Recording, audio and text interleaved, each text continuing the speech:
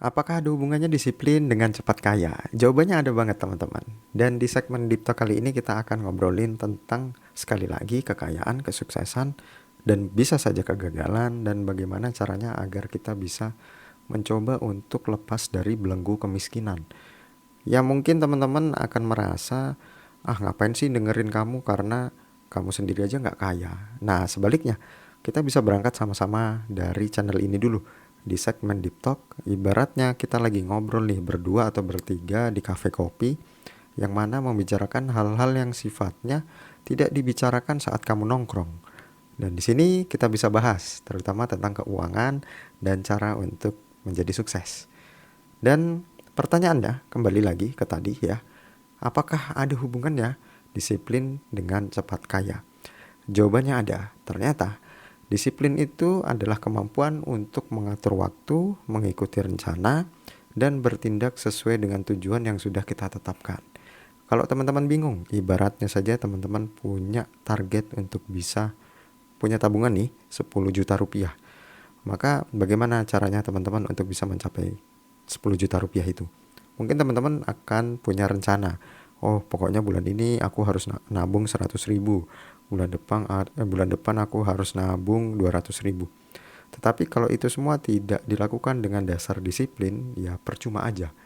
Ya kan? Karena bisa jadi di bulan pertama kita nabung 100 ribu. Di bulan kedua kita nabung 200 ribu. Tetapi di bulan ketiga tabungan itu kepakai semua. Nah, itu kan sama aja. Maka dari itu ada beberapa hal yang bisa kita pelajari yang akan saya bagikan juga, yang mungkin nantinya bisa jadi pengingat saya juga agar bisa tetap disiplin untuk bisa mencapai target kekayaan yang kita inginkan. Yang pertama adalah kita harus tahu pengelolaan pengeluaran. Ibaratnya teman-teman, kalau teman-teman punya gaji 1 juta rupiah, kita ambil angka yang realistis aja. Bagaimana teman-teman harus mengelola pengeluaran itu? Karena banyak sekali orang yang pengeluaran kecil-kecil itu diabaikan. Misalnya nih untuk beli kopi, jadi dia merasa dia harus minum kopi setiap hari.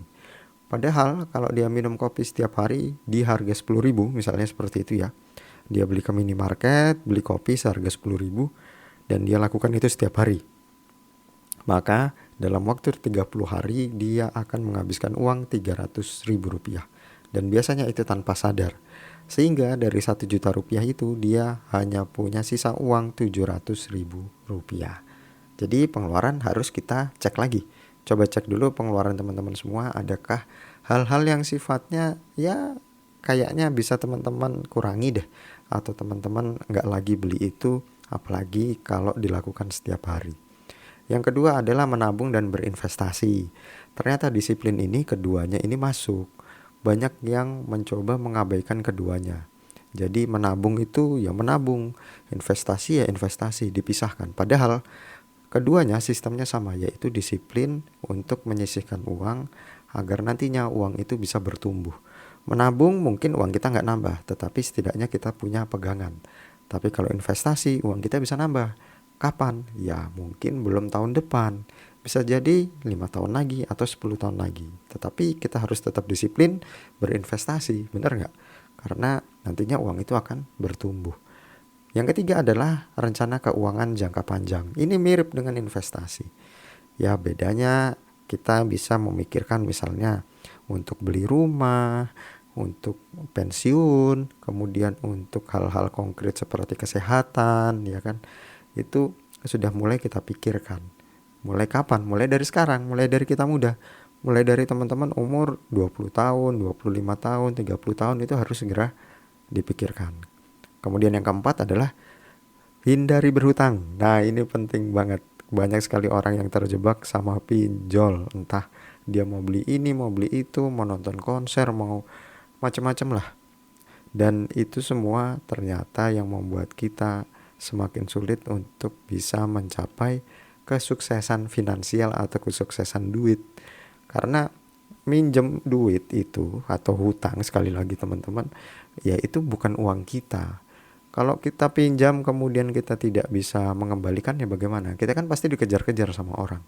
Ya bersyukur kalau dia akhirnya nggak sejahat yang kita kira. Tetapi kalau sudah berhutang ke lembaga misalnya, ke pinjol, kan pasti kita didatengin sama debt collector.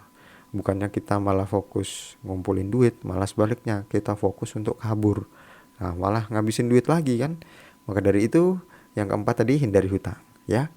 Kemudian yang kelima, meningkatkan kemampuan keuangan. Nah, ini penting juga. Kalau disiplin itu, teman-teman harus selalu belajar hal-hal baru terkait dengan uang.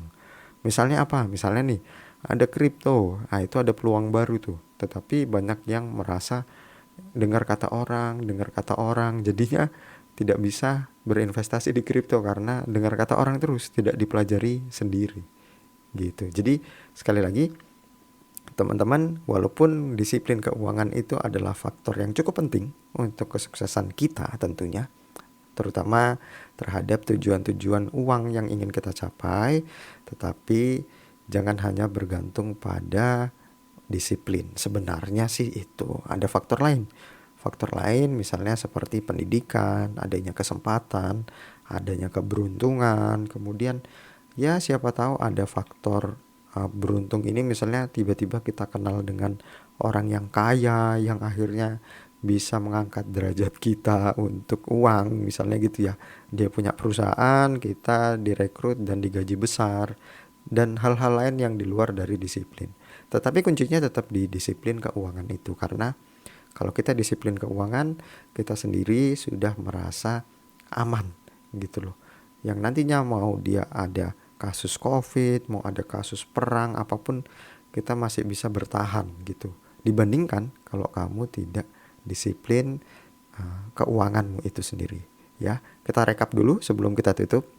Dan ada beberapa cara untuk disiplin, yaitu pertama disiplin pengeluaran, kemudian disiplin menabung atau investasi, kemudian ketiga disiplin untuk merencanakan keuangan jangka panjang, yang keempat tentu disiplin menghindari hutang, yang kelima disiplin untuk meningkatkan ilmu tentang keuangan itu sendiri.